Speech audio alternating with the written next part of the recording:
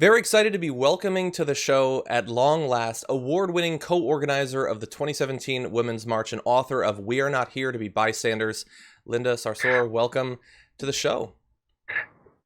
Thank you for having me, John. Glad to have you here, and I want to start by talking about the book. I've seen some of your interviews about it and all of that, but it's a pretty fascinating look back at, sort of where you came from, how you got to where you're at. Can you tell people a little bit about sort of the process of writing it, how you decided to, look back over this time and all of that? So this is my book. This book really, John, for me was an opportunity to really welcome folks into the lives of Muslim Americans in the post-9/11 era. There's a lot of talk about Donald Trump and talking about policies of Donald Trump and talking about this fascist administration and the stripping of civil liberties. And Muslim Americans, as well as many other marginalized communities, are sitting back being like, welcome to our world. And I thought it would be important in this time to take people on the journey of the impacts of these policies, these post-9/11 policies on Muslims. It was also a love letter to my own family, to my children, to my great-great-grandchildren. This is a story of being a survivor of intolerance, religious intolerance, of Islamophobia. I've been, at the receiving end of it, and I've been able to persevere and keep moving forward. And I thought this would be an inspiring and motivational book for my own communities. Yeah, and so obviously you talk about the experience you've had as an individual with that sort of discrimination, all of that. But in your work as well, you are the target of, I can only imagine, constant attacks and attempts to define who you are, to define what you believe, to define what you mean when you say certain things. Did you see this book as an attempt to sort of to take that back, to define yourself in a way against all of these very dishonest attacks that continue? Absolutely. I mean, my book is stories and stories of my work, of my relationships, of my long track record of civil rights work, of human rights work, of focusing on racial justice and immigrant rights and economic justice, of defending my people, and also about what it means to be an unapologetic woman of color, a Palestinian Muslim. John, I'm every Islamophobe's worst nightmare.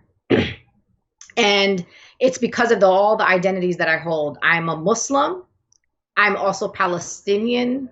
I'm an anti-Zionist. I'm also a progressive. So I kind of confuse people. How could I be a Muslim and wearing a hijab and be progressive in my policies and stand up for marginalized people? How could I be a Muslim woman that is loud and proud and unafraid, whose voice is loud? And so I'm shattering stereotypes as I go, and some people don't like that. And so, as you know, and as you've seen, attempt after attempt after attempt, and here I am, I'm talking to you about my book that was published by Simon & Schuster, one of the largest publishing companies in the world. Yeah, and of course, congratulations on that. I want to talk a little bit about your work. You've talked about organizing and all of that, and how you sort of were like a lot of people coming to in the wake of 9/11, which obviously, depending on what community you're in, has a very different effect on you. Some people were able to sort of sit on the sidelines and look at it. Other people more directly affected by it. What do you think about the nearly 20 years now since then? How much progress has been made, if any, in what areas? What concerns? Like I think about the fact that there are reauthorizations of portions of the Patriot Act that happened within the last week. That it feels like it's been decades now, and yet a lot of that seems like the government is just sort of sliding along, believing that it's perfectly fine to continue in the exact same way. And this is the important, uncomfortable conversation, John, that nobody wants to have. These types of policies that have been put in place in the name of national security that target Muslim Americans and others have been done by both Republicans and Democrats. There's bipartisan support for the Patriot Act. And we know that from the many folks that have ran to be the president of the United States of America who voted for this policy. And there's been a reauthorization just a few days ago that said, that the FBI could go into your browsing history and use it against you in a court of law without a warrant. I mean, this is the type of life that we live. In the last 20 years, we went from a suspected terror watch list that had about 3,000 people on it to potentially over close to 2 million people on it, majority of whom are people that hold Arab last name, Muslim last names. And we're talking about no-fly lists. We're talking about unwarranted surveillance of communities. You've watched the fights and the lawsuits of these mosque opposition groups that are going up against communities, my communities, who are trying to build local Islamic centers and mosques across the country. So it hasn't gotten better. In fact, we could argue that it's gotten worse. I mean, Donald Trump won a whole entire election on the backs of hating Muslims, on the backs of saying Islam hates us, on this idea that we're in war with Islam, as if Islam is the person. And so, unfortunately, we have continued to see year after year the Muslim registry program. People were like, I'll register as a Muslim, after they heard Donald Trump and some Republicans during the 2016 election say that. But the Muslim community is like, where were you in 2003? There was a Muslim registry program. And so even when you hear people talking about abolish ICE, people don't understand that ICE was started in 2003. It was in response to the horrific attacks of 9/11, first focused on keeping out the, quote, Muslim terrorists. And then when they didn't find any Muslim terrorists after the horrific attacks of 9/11, they went and pivoted and started targeting, asylees and mostly Central Americans at the southern border. And terrorizing communities and raiding meat plants and raiding factories.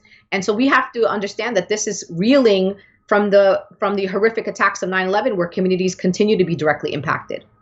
So you mentioned it's a great line where you say that you're the worst fear of these Islamophobes. I absolutely love it, and the fact that you withstand such a constant barrage of these attacks and don't back down. I've watched that for a long time and found it to be very inspiring. So thank you for your continued work.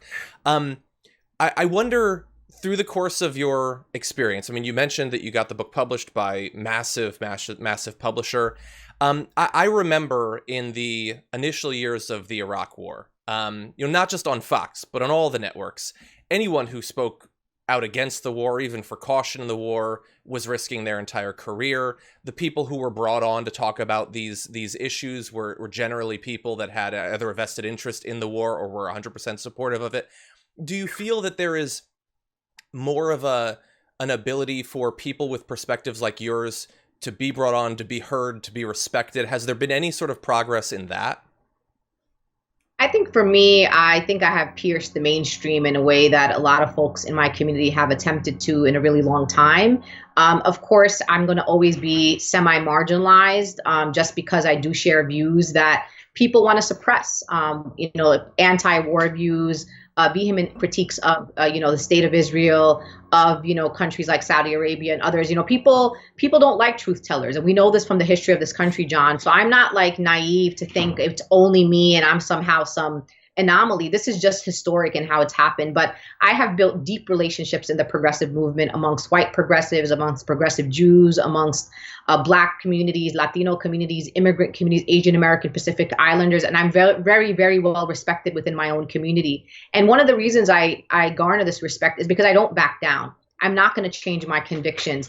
I'm not going to be a neoliberal just to further my career. I'm going to be who I am, and I'm going to say the truth. If I hear or feel like there's going to be a war against Iran, I'm going to be the loudest voice on that.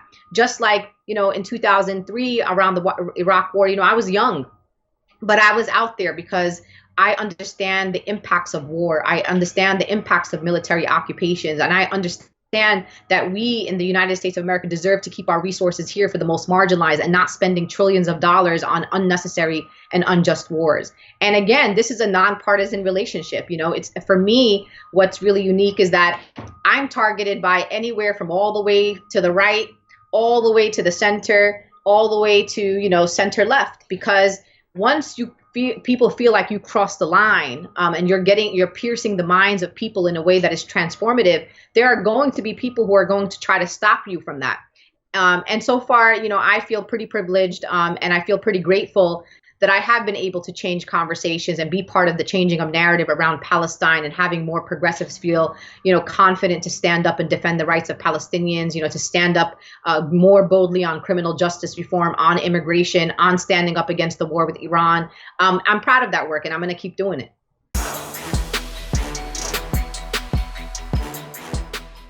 For more political news breakdowns, interviews, stories of activism, and me trying my hardest to care about the occasional big celebrity news story, subscribe to our YouTube channel at youtube.com/thedamagereport. And you can ring the bell wherever it is so you don't miss anything.